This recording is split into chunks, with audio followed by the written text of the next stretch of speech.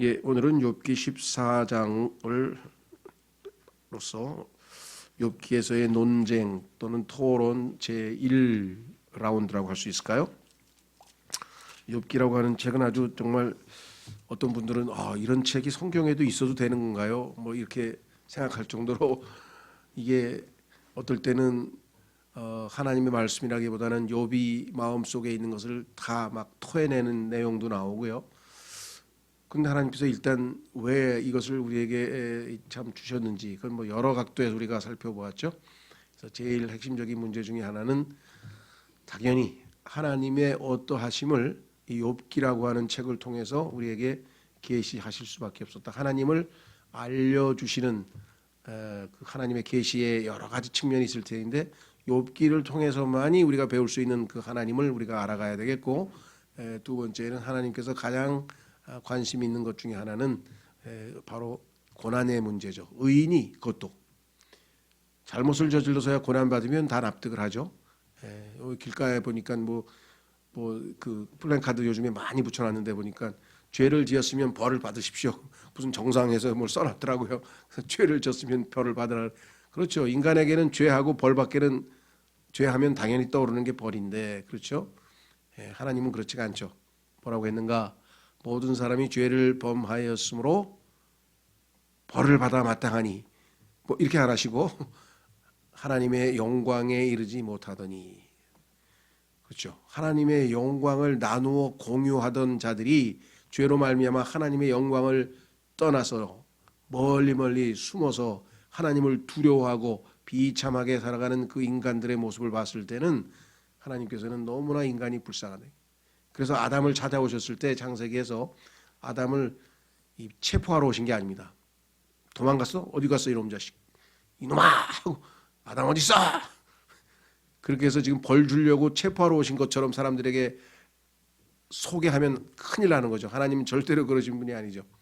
하나님은 함께 거닐었잖아요. 교제하고 하나님의 영광을 나누어 갖고 있었던 자가 하나님이 무서워서 숨을 정도의 비참한 하나님과의 그 밀접한 친밀한 사랑의 관계가 깨져버린 것에 대해서 하나님께서는 너무나 많이 안타까우셔서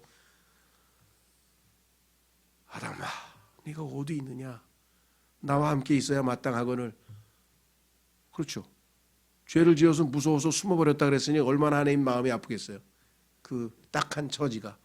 그래서 즉시로 가죽옷을 만들어 입히시고 그에게 다시 한번 기회를 주셨죠. 어떤 사람은 아담은 그렇다 치고, 그렇죠. 아담은 죄를 줬으니까 뭐 그렇게 이 하나님의 긍휼을 받고 뭐 이것까지는 좋았는데 아담 이외의 나머지 사람들은 사실은 아담이 지은 죄를 지은 건 아니잖아요, 그렇죠? 아담으로부터 죄성을 물려받았단 말이죠. 그래서 죄를 지을 가능성을 우리 안에 지니고 있었어요. 그래서 죄를 지었죠. 그래도 책임 소재가 아담만큼은 좀 덜하죠, 그렇죠? 왜? 아담은 처음에 죄를 지어서 그 죄성을 물려받은 우리가 아담의 모양대로 지음받았기 때문에 죄를 짓게 되는 그런 상황에 놓이다 보니까 하나님께서는 인간이 항변할 수 있는 그런 여지가 있어요. 하나님께서 나에게 죄성을 집어넣으셨으니까 고양이가 야옹야옹하고 개가 멍멍했는데 뭐 잘못한 거 있습니까? 내가 죄인으로 태어나서 죄를 지었는데 뭐 잘못된 거 있습니까? 죄인으로 태어나게 한 것, 시편 51편의 다윗의 고백처럼 내 어머니가 죄 중에 나를 잉태하였다 그랬으니 죄를 갖고 태어난 걸 갖다가 나보고 어떡하란 말입니까? 그래서 하나님 답변이 뭡니까? 십자가죠. 그래서 내가 책임을 졌다 이게. 십자가에서 네가 받아야 될 형벌을 내 아들에게 다 지워서 나는 완전히 너희들에게 그런 가능성을 열어둔 것에 대해서 십자가에서 책임을 다 지셨죠. 그런데 그 십자가를 통해서 하나님이 주신 그 진리의 사랑을 거부하고, 그렇죠, 예수 그리스도를 믿지 않는다면 책임은 이제 너에게 있는 거지. 나는 답을 거저주는 선물을 통해서 내 아들을 너에게 의로 주어서 너의 죄에 대한 책임을 다 면하게 하려고 하는데 네가 내 아들을 거부한다면 거기에 대해서는 할 말은 없는 거죠. 그래서 하나님 책임론을 주장하는 사람들이 있어요. 우리 잘못한 게 뭐가 있어? 죄인으로 태어나서 죄 졌는데 고양이로 태어나서 야옹야옹한 게 죄인가? 뭐 이런 사람도 있어요. 하나님 답변은 그래서 내가 책임졌잖아. 네가 지을 죄값을 내가 다 받았잖아. 내 아들이 다 받았잖아. 근데 뭐 불만 있어? 이렇게 된 거죠. 자, 하여간 이 뭐 욥기를 공부하면서 뭐 모든 주제를 다 우리가 연결시킬 수 있는데 오늘은 시간상 이 욥기를 한번 14장은 전체를 한꺼번에 보는 게 좋을 것 같아서 속도를 내서 좀 살펴보려고 합니다. 자, 욥기 14장은 뭐 어떻게 보면은 어떤 분은 주석에다 그렇게 썼더라고요. 욥기의 넋두리다. 욥의 넋두리. 그러니까 욥이 지금 너무나 황당스러워서 하나님께 그냥 뭐라 그럴까요? 넋두리를 한다 이렇게 표현하신 분도 있어요. 일견 맞는 말도 같아요. 왜냐하면 내용을 읽어보면 우리가 욥의 그 마음에 담겨져 있는 그것들을 하나님 앞에 항변을 하는데, 자 한번 확인해 보겠습니다. 지난번 구조는 아시다시피 욥의 세 친구들이 등장해서 욥에 대해서 이제 너희가 이렇게 된 것은 죄로 말미암아 이렇게 된 것이니 하나님께 자백하고 용서받고 회개하면 하나님이 다 모든 것을 회복시켜 주실 것이다. 소위 말하면 인과 응보의 법칙, 죄를 지었으니 벌을 받아라 아니면 회개하라 이렇게 해서 인과 응보의 법칙을 내세우면서 이 엘리파스와 빌닷과 소발이라고 하는 세 사람이 욥을 비판을 했죠. 근데 욥은 그 얘기를 다 수긍해요. 너희들이 한 말이 다 맞아. 내가 틀렸다는 얘기도 아니고 나도 다 아는 얘기인데, 근데 문제는 나에게는 해당이 하나도 안 되는데 너희들이 얘기하는 게 나에게 해당이 안 돼. 그럼 너희는 어떻게 쓸모없는 의원같이 의사인데 내 병을 정확하게 진단도 못하고 이상한 처방전을 내준다 이거야. 좋은 약을 처방해 주긴 했어. 근데 내 병에는 해당이 안 돼. 그럼 내가 그걸 먹으면 되겠냐. 예를 들면 그래서 반박을 하면서 화도 났죠. 야, 친구란 자들이 어찌 예를 들는데 나중에는 포기됐을 것 같아요. 왜? 수준이 보통 평범한 인간이라면 욥의 세 친구들 정도의 반응밖에 나올 수가 없어요. 그렇죠? 여러분 어때요? 친구 중에 이런 일 벌어지면 뭐, 그런데 욥은 할 수 없다. 결국은 하나님과 단판을 짓는 수밖에 없겠다 하면서 그 친구들을 조금 어떻게 보면 모멸차게 무시해버리고 이제 하나님 앞에 자기의 마음을 쏟아내고 있습니다. 그래서 세 명의 친구가, 첫 번째 친구가 비판하면 답변하고 비판하면 답변하고, 세 번째 친구가 비판했는데 이번에는 12장에서 비판한 그 세 번째 친구에 대해서 세 번째 친구에게 대해서만 답변을 하는 게 아니라 첫 번째, 두 번째, 세 번째 친구들을 다 뭉뚱그려서 12, 13, 14장에서 너희들이라고, 너희가 아니라 너가 아니고 너희들이라고 하면서 이제 본격적으로 이제 속마음을 다 터쳐 놓는데, 이제 14장에 와서는 이제 하나님을 향한 자기의 넋두리를 하게 됩니다. 자, 1절부터 보겠습니다. 여자에게서 태어난 사람은 날수가 적고 괴로움으로 가득하며. 이거 모르는 사람은 없겠죠. 성경에서 얼마나 자주 인생이 덧없음, 짧다 이거죠. 인생은 수증기, 금방 사라졌다, 나타나 사라지는 수증기 같다고도 야고보서에서 말씀하셨고, 또 오늘 여기도 낙엽 같다 그러고 말씀하셨고, 뭐 두 번째 오늘은 2절에는 꽃이라네, 꽃. 지금 보니까 뭐 여기도 그 내일이 아니구나. 이번 주일날, 이번 토요일날이 뭐 만개를 한다니까. 그러니까 여기 한번 저 거리공원만 가봐도요. 이 네 개, 그러니까 도로가 이렇게 돼 있기 때문에 네 줄이 그냥 벚꽃으로 꽉 찼어요. 뭐 윤중로 갈 필요도 없어. 여의도 그 복잡한 데 가지 마시고, 한번 주일날 점심 잡수시고 이제 이렇게 팀을 짜서 서너 명이서 이렇게 교제를 하시더라도 이제 걸어다니면서 교제를 하시면 좋을 것 같아요. 예. 자, 어쨌거나 이건 여기 보시면 뭐라고 얘기했습니까? 괴로움으로 가득 차고. 그래서 욥기 앞부분에도 얘기했죠. 인간은 고생하라고 태어났다. 태어나 보니 뭐 산적해, 뭐 문제가 한두 가지가 아니야. 자, 2절 꽃과 같이 자라나서 꺾이고 좀 피었다 어느 순간 꺾이죠. 예. 화무 11홍이라고 누가 얘기했듯이 열흘 지나면 다 끝나죠. 그런 것처럼 우리 인생도 짧다. 그리고 꺾인다.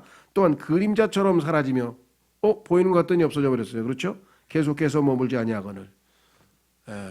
이 킹제임스 성경 진영에서도 제가 뒤늦게 알던 분들이 뭐 많이 목회자들뿐만 아니라 교제하던 분들이 소식이 들려오더라고요. 누구 돌아가시고 누구 돌아가시고 누구 형제 돌아가시고 누구 자매 돌아가시고. 그렇죠? 자, 이러한 자를 향하여 주께서 눈을 여시고 나와 나를 주와 함께 심판자리로 데려가시나이까. 인간이 이렇게 별 볼 일 없는데 어마어마하게 위대하시고 크신 무한 광대하신 거룩하시고 의로우신 그 엄청난 하나님께서 왜 이런 자하고 계속 눈을 관심을 가지시고 자꾸만 찾아서 벌 주시려고 그러고 또 징계도 하시고 왜 그러십니까? 너무 수준 차이가 나는데 4절 누가 정결한 것을 부정한 것 가운데서 가져올 수 있나이까 아무도 없나이다. 그렇죠. 부정한 것은 우리의 모친이죠. 우리를 낳게 한 엄마들.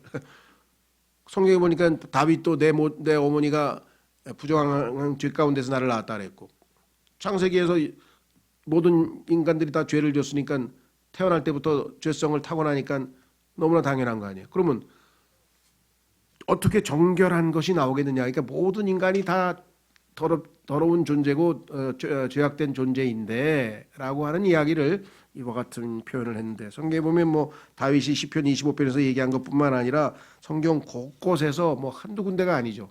저기는 이미 여러 번 우리가 많은 반복을 했기 때문에 자 그래서 인간의 죄인이라고 하는 사실을 명확하게 말씀하고 있고 5절 그의 날들이 정하여졌고 그의 날수도 주께 있으므로 주께서 그의 한계를 정하자 그가 넘어가지 못하게 하셨사오니 그렇죠. 한 번 죽는 것은 사람들에게 정해지시고 우리의 생사화학이 다 정해져 있잖아요. 어느 날 때가 되면 하나님께서 데려가시죠. 자 달수도 주께 있고 한계라고 하는 것은 하나님이 정해놓은 그래서 그걸 넘어서지 못하게 했어요. 바다도 하나님이 정해놓은 한계가 있어서 딱 거기까지만 오죠. 만약에 한계를 안 지키면 막 쓰나미처럼 파도가 또 시내로 막 들어와서 더 파치면 안 되죠. 특별히 무슨 폭풍이라든가 쓰나미라든가 이런 경우에는 예외적이지만 일반적으로는 하나님이 정해놓으신 한계가 있다고 성경에 말씀. 그렇죠. 인간도 마찬가지입니다. 인간의 도리도 마찬가지고요. 해야 될 일이 있고 하지 말아야 될 일이 있고 그래서 또 국가의 국경선도 있고요. 지금 소련이 아니구나. 러시아가 지금 한계를 넘어서 바운더리를 넘어가지고 지금 공격을 해가지고 지금 문제가 터져버렸죠. 예. 그러니까 하나님이 정해놓으신 한계는 경계라고 하는 것은 국경선서부터 시작해가지고 인간의 도리에 이르기까지 하나님께서 그래서 요즘 그 얘기 하잖아요. 조금 뭔가 한계를 넘어서려고 하면 오버하지 말아야 돼. 하나님이 바라시는 게 그거예요. 균형을 잡아야지 오버를 하면 안 돼. 신앙에서는요. 심지어는 잠언에 보면은요. 지나치게 의인이 되지 말라 그래. 지나치게 의인이 되지 말라. 이렇게 얘기를 했어요.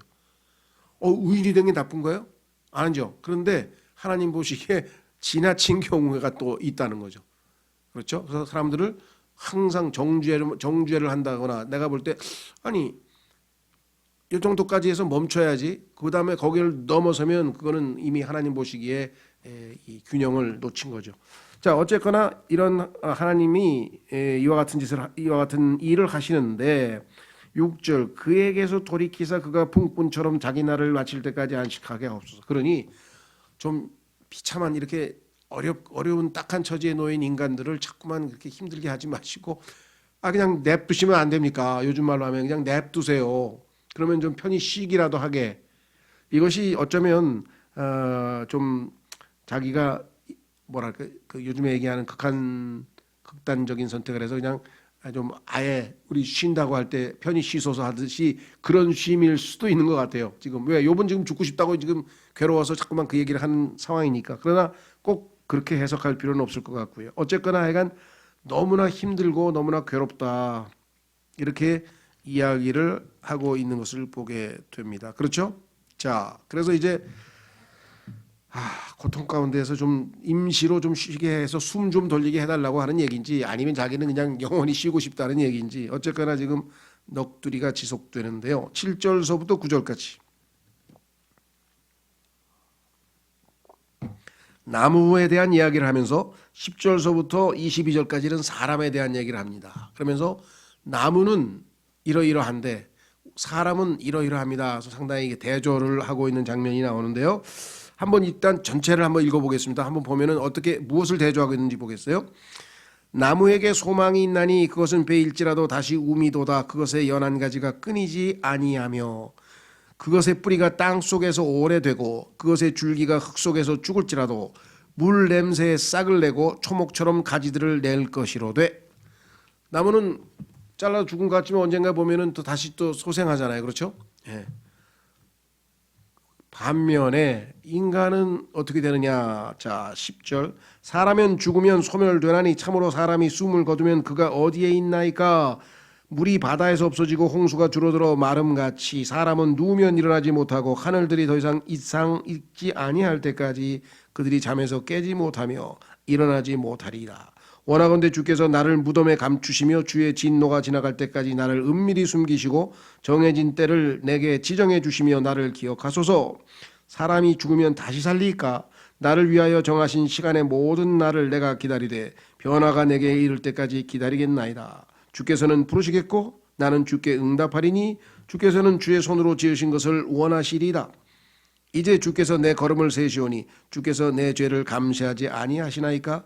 주께서는 내 범법을 자루에 담아 봉하시고 내 불법을 꿰매시나이다. 산은 무너져 반드시 없어지며 바위도 제자리에서 옮겨지고 물은 돌을 닳게 하나니 땅의 티끌 속에서 자라는 것들을 주께서 휩쓸어 가시며 사람의 소망을 끊으시나이다. 주께서 영원히 그를 이기셔서 사라지게 하시며 그의 얼굴빛을 변하게 하시고 그를 내쫓으시오니 그의 아들들이 존귀하게 되어도 그가 그것을 알지 못하며 그들이 비천하게 되어도 그가 그들에 대한 그 일을 깨닫지 못하되 오직 그에게 붙어있는 살이 아픔을 느끼고 그 속에 있는 그의 혼이 애곡할 뿐이니이다 하니라. 자, 그러니까 인간에게 있어서 일어날 수 있는 모든 부정적인 것들을 총동원해 가지고 지금 하나님 앞에서 자기 처지를 이제 한탄하는 내용이 들어 있습니다. 자, 우선 7, 8, 9절에 보니까 나무에 대해서 우리가 뭐 상식적으로 알 수 있는 이야기를 했네요. 그죠? 나무에게는 소망이 있다. 왜? 그지? 베일지라도 다시 움이 돋는다. 그다음에 연한 가지가 끊이지 아니하며 뿌리가 땅 속에서 오래되면 나중에 죽은 것 같지만 다시 또 싹을 내고 이와 같은 소망이 있는데 인간에게 뭔 소망이 있겠습니까? 이렇게 얘기했어요.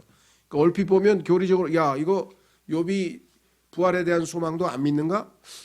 분명히 부활에 대해서 소망을 갖고 있는 것으로 되어 있는데 다른 곳에는 그렇죠.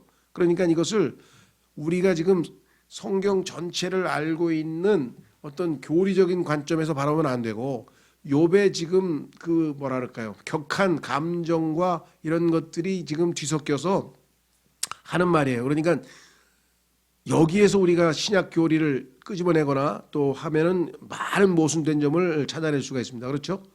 그래서 어느 곳에서는 뭐 죽으면 다 끝인데요 이렇게 얘기했다가 어느 곳에서는 내가 다시 예를 들면 19장을 한번 가보세요. 여기서 보면 욥이 이거 부활을 믿는 거야 안 믿는 거야. 근데 19장으로 가보시면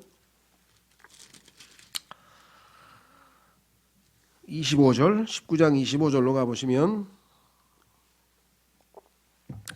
내가 알거니와 내 구속자께서 살아계시고 또 마지막 날에 그분께서 땅 위에 서시리라. 내 살갗의 벌레들이 이 몸을 멸할지라도 내가 여전히 내 육체 안에서 하나님을 보리라.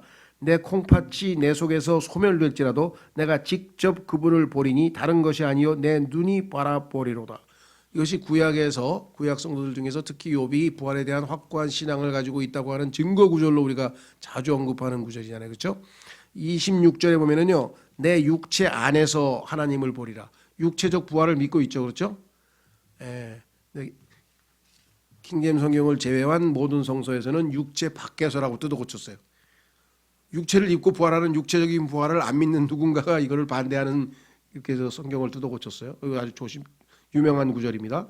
성경 변기에 있어서 부활을 믿느냐 안 믿느냐라고 하는 중요한 구절인데요. 자, 그래서 우리는 이제 조금 구체적으로 좀 살펴보려고 합니다.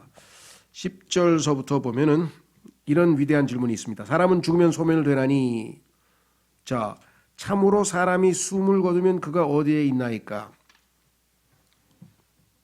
사람이 숨을 거두면 어디에 있는 것 아는 사람이 있나요?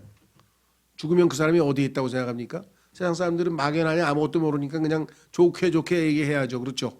예. 그래서 뭐 하늘나라에서 뭐 편히 쉬고 있고 뭐 뭐면서 그 고인된 사람들은 우리나라에서 고인된 사람 다 일단 하늘로 간 걸로 쳤어. 성경에 따르면 그건 아니죠. 그렇죠? 예, 명백하게 하늘로 갈 사람, 또 땅 밑으로 갈 사람, 더 땅의 더 낮은 부분, 지옥이라고 하는 곳으로 갈 사람 이게 다 정해져 있어요. 자, 그래서 우리 이 질문에 대해서는 하나님께서 하신 답변 이외에 그 어떤 답변도 문제가 틀립니다. 그렇죠? 예.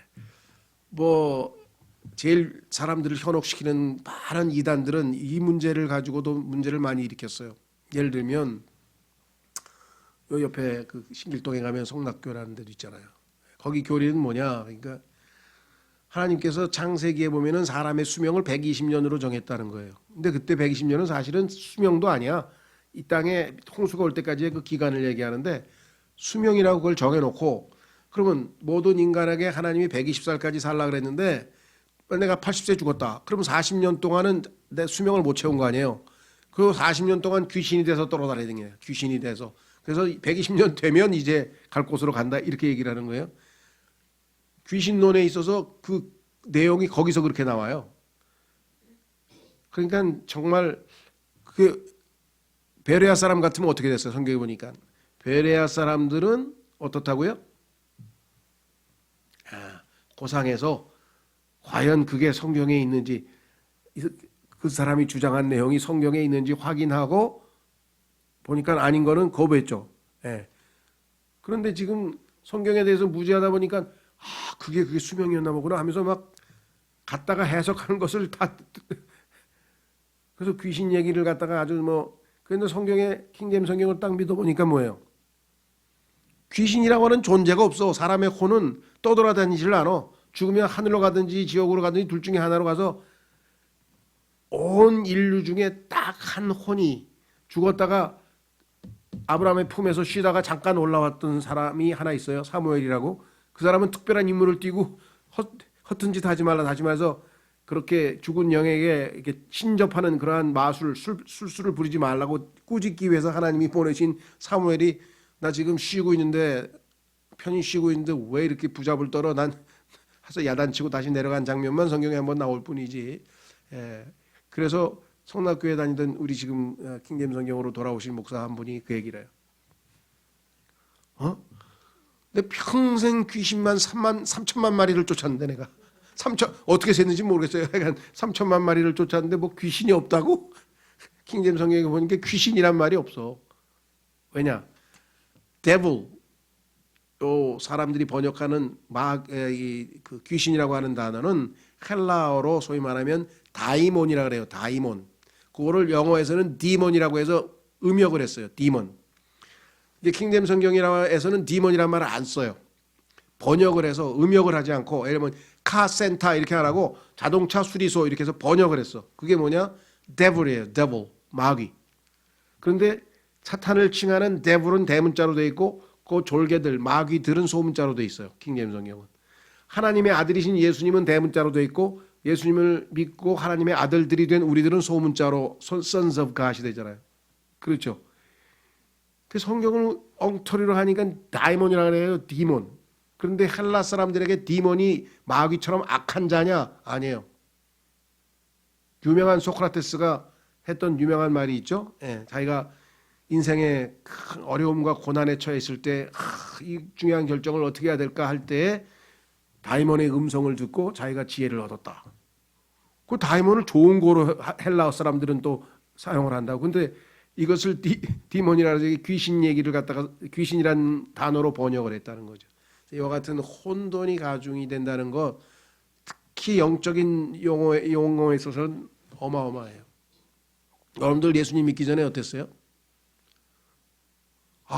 마귀가 누구냐 그랬더니 옛날에 이 루시엘이라고 하는 천사장이 있었는데 이 루시엘이라고 하는 천상이 타락을 해가지고 루시퍼가 돼가지고 루시엘이 어디 있어요? 루시엘이 그렇죠. 루시엘은 없어. 이거 지어낸 얘기예요. 전통 카톨릭 전통에서. 그래서 천사장 아니에요. 루시퍼는 그룹이에요. 5번째 그룹이고 파충류를 대표하는 창조물의 대표였는데 타락해가지고 하늘에서 쫓겨나서 지금 에스겔서 1장 10장에 보면은 그룹이 4개밖에 없잖아요. 계시록에서도 4밖에 없죠. 왜? 인간이 있고 사람이 있고 황소가 있고 즉 가축이 있고 그다음에 사자 들짐승이 있고 그다음에 독수리가 있고 그런데 파충류, 양서류, 물고기 즉 어류를 포함하는 이 물에서 있는 짐승들을 대표하는 이 리워야단이라고 하는 자가 이 사탄이라고 하는 이름을 가지고 있는 이 자는 지금 쫓겨나가지고 하나님을 보좌하는데도 안 나타나고 있잖아요. 요한계시록 4장에도 안 나타나고 에스겔서 1장에도 안 나타나고 에스겔서 10장에도 안 나타나죠. 그런데 계스겔서에 보니까 네 번째가 아니라 다섯 번째 그룹이 하나 있었다고 성경에 나와. 다섯 번째 그룹이야. 그런데 이 자는 덮는 그룹이야. 그런데 이 자는 하나님의 창조물 중에서 최고봉이야. 그래서 이름이 리워야단이라고 하는 이름을 가지고 있는데 이 리워야단이 욥기 41장에 가면은 한 장 전체 30절 이상 넘게 자세하게 설명을 했어요. 마귀 전문가가 되려면 리워야단을 정체를 밝혀야 돼. 예. 우리가 아마 가게 되면 얼마만큼 시간을 뭐 한정없이 시간을 드릴 수 없지만 그래도 비교적 한번 좀 살펴보려고 하는데요. 어쨌거나 자 그래서 우리는 이렇게 엉터리 그 잘못된 그런 교리들을 막 갖다가 막 사용해서는 안 된다. 그래서 성경에는 분명 여기서 지금 우리가 기회 시간이 안 되니까 여기서는 우리가 할 생각은 없고요. 그 라킨 그 책 중에 보면은 도표가 하나 있어요. 죽으면 사람이 어디로 가는가 해서 아주 라킨 형제가 다시 보는 성경인가 그 책에 보면은 도표로 딱 해서 잘 정리되어 있죠. 그렇죠? 예.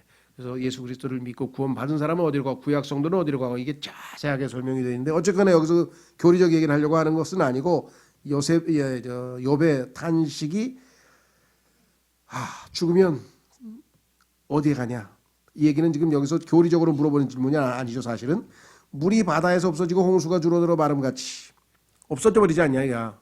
사라져 버리지 않냐 이야. 사람은 누우면 일어나지 못하고 하늘들이 더 이상 있지 아니할 때까지 그들이 잠에서 깨지 못하면 일어나지 못하리이다. 구약에서도 보면은 우리가 죽은 사람을 잠들었다는 표현을 쓴 것이 여기에 나와 있네요. 그렇죠? 그래서 욥은 이제 아예 13절에 가서 뭐라고 이건 이제 교리적으로 설명하려면 이제 환란과 대비해서 이제 교리적으로 설명해야 되는데 그건 이제 기회가 되면 또 우리가 하지만 여기서 오늘은 욥의 심정을 좀 우리가 초점을 맞춰 보겠습니다. 자, 원하건대 주께서 나를 무덤에 감추시며 주의 진노가 지날 때까지 나를 은밀히 숨기시고 정해진 때를 내게 지정해 주시며 나를 기억하소서. 욥은 지금 미래 세계에 대해서 지금 나름대로 소망을 가지고 있죠, 지금. 예. 그러니까 지금 너무 고통스러우니까 지금 이런 얘기를 하고 있어요. 사람은 죽으면 다시 살리까? 아까 욥은 19장에서 분명히 자기의 부활에 대한 믿음을 고백했죠. 자, 그래서 여기서 지금 기다리겠다, 변화된다. 이 지금 상당히 어떻게 보면 신약적 교리와도 맞아떨어지는 이야기를 하네요. 사람이 죽으면 다시 살리까? 모든 사람은 다시 부활하죠. 요한복음에 보면은 예수님을 믿지 않은 사람들도 부활합니다. 근데 그것은 생명의 부활이 아니고 정죄의 부활이라고 돼 있어요. 그렇죠? 그래서 큰 흰 왕자 심판이라고 하는 그 계시록에 가면은 사람들이 다 바다도 죽은 자들을 내어주고 지옥도 다 내주고 해서 이 땅에서 하나님 믿지 않고 간 사람들을 다 공중에 불려 올려서 공중에서 허공에서 즉 하늘과 땅은 사라져 버렸으니까 어딘지 모르지만 허공에서 심판받는 장면이 분명하게 나오죠. 그렇죠? 자, 나를 위하여 정하신 시간의 모든 날을 내가 기다리되 변화가 내게 이를 때까지 기다리겠나이다. 이 변화에 대한 얘기도 알고 있네요. 자, 고린도전서 15장에 가면은 우리가 분명하게 호련히 변화되어 올라간다고 얘기를 했고 빌립보서 3장에서도 우리의 천한 몸이 영광스러운 몸으로 다 바뀐다고 얘기가 돼 있었잖아요. 그렇죠? 그러니까 지금 욥이 이것을 뭘 알고 했다고 보기는 어려워요. 구약에 있는 사람들은 자기도 모르지만 하나님께서 그 대언자들에게 주신 말씀들을 그대로 이야기를 한 것으로 되어 있죠. 그렇죠? 이게 자기에 대한 얘기인지 아닌지도 모르지만 하나님께서 넣어주셔서 지금 이야기를 했는데 사실은 진정으로 얘기하면 욥이 이 당시에 가지고 있었던 자기의 어떤 그 지식의 근거에서 이렇게 지금 이야기를 하고 있어요. 뭐라고 얘기했느냐? 주께서는 부르시겠고, 자 성경에 보니까 예수님께서 하늘에서 휴거 때 사람들의 이름을 하나하나 내 양들의 이름을 하나하나 부르시겠다고 말씀하셨잖아요. 그렇죠? 그런데 세상 사람들은 그걸 들을 때 어떻게 되겠습니까? 그건 천둥 소리로 들린다 그래서 하늘에서 음성이 들렸는데 사람들은 천둥 소리로 들었는데 예수님은 그것이 하나님께서 자기를 부르시는 것을 알아들었죠. 그러니까 천둥 소리가 뭔가 하나님께서 알아들을 사람들에게는 뭔가 메시지를 전달하는 수단으로 쓰인다는 것은 성경에 나와 있어요. 그래서 사람들은 아마 천둥 소리로 들을 텐데 구원받은 사람들은 자기 이름 부르는 소리가 들리겠죠. 그렇죠? 자, 그래서 뭐예요? 응답하리니 주께서는 주의 손으로 지으신 것. 여기서는 자기 자신을 얘기하는 거죠. 자기가 주님이 나를 지으셨으니까 나를 원하시지 않겠느냐 이렇게 얘기를 했습니다. 그래서 미래에 대한 소망을 잃지는 않았어요. 그래도. 그러나 문제는 뭐예요? 지금 당장이 너무나 괴롭죠. 여러분 어떠세요? 휴거와 죄송합니다.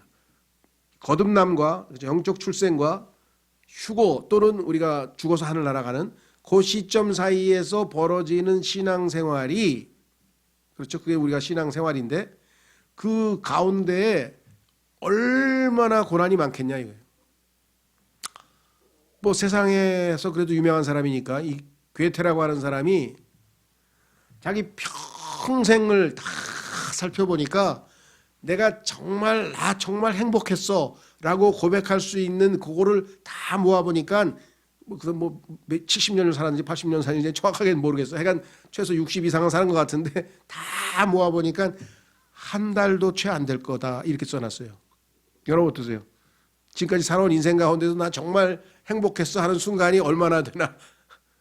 그죠? 내 지금 50살이다 그럼 50살 동안에서 그게 뭐예요? 인생은 고생하려고 태어나. 다시 말하면 인간이 죄로 말미암아 겪게 되는 그 고통에 대해서 얼마나 사람들이 이렇게 절절히 느끼고 있는가를 나타내는데 이 독일의 대문호라고 하는 사람이 그렇게 이야기를 한 것을 여러 곳에서 인용을 한 걸 보게 됩니다.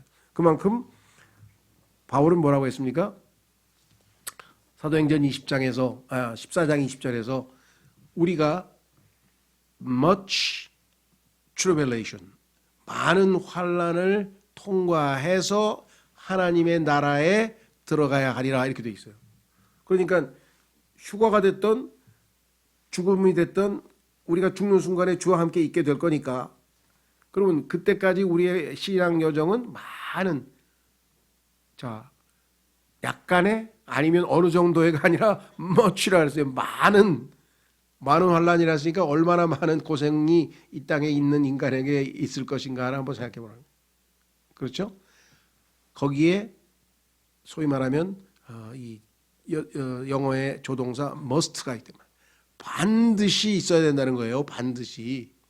그래서 고난이라고 하는 문제는 그리스도인으로서 정말 진지한 진정성 있는 그리스도인으로 살 때에는 이 문제를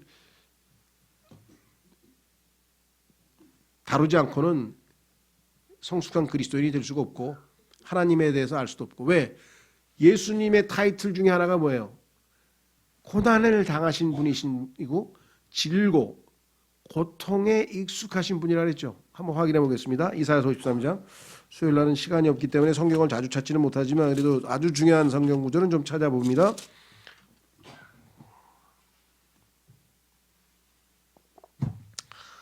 그리스도인이 고난에 대해서 힘들어하는 것은 인간이니까 어쩔 수 없죠.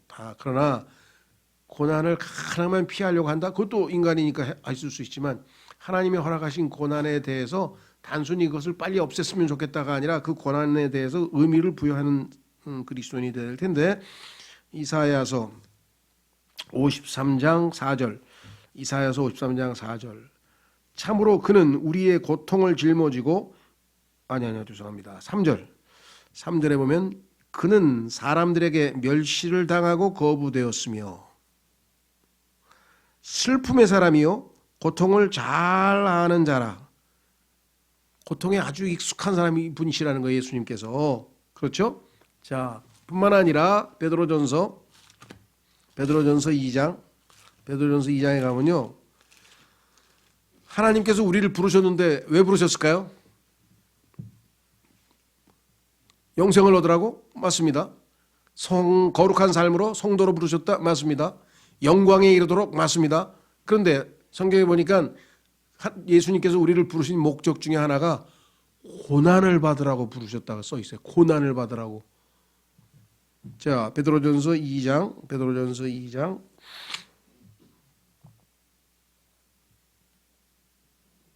찾았습니까? 19절부터 베드로전서 2장 19절서부터 사람이 부당한 일을 당하고도 하나님을 의식함으로 고통을 견디면 이것은 감사할 일이나 너희가 잘못으로 인하여 매를 맞고 참으면 그것이 무슨 영광이냐. 그러나 너희가 잘 행하고도, 중요합니다.